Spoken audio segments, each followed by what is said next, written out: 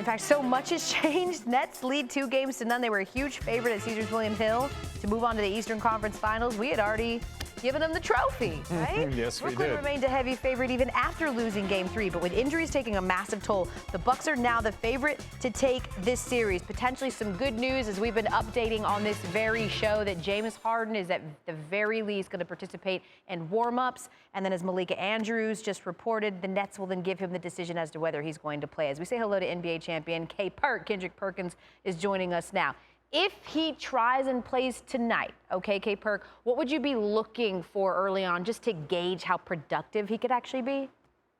Well, I'm going to be looking at to see if he could keep up with the pace. We're talking about a James Harden that has strained this same hamstring 3 times in the last 2.5 months. I want to see if he's going to be able to keep up with the pace. The Milwaukee Bucks, look, it's all about matchups in the playoffs.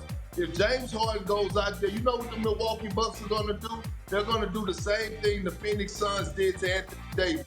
They're going to pick on him defensively to test that hand-me-out. And this is what I'm going to look for to see if he can keep up with the pace. I want to see his lateral movement. I just want to see if he's able to get up and down the floor. We're talking about the second round of the playoffs, series tied 2-2 in the Game 5. This is not preseason. The intensity is going to be up.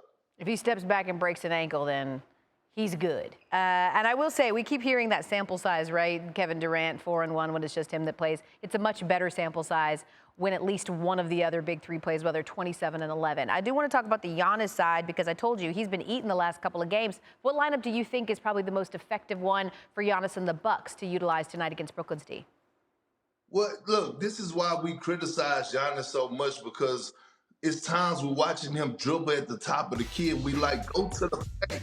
But look, when they go with him at the 5 and put him at the center position, this is where he flourished well, because they're able to space the floor and have shooters around him. Now when Giannis is coming up and setting those high pick and rolls, he's rolling to the basket. He's being a live threat at the goal.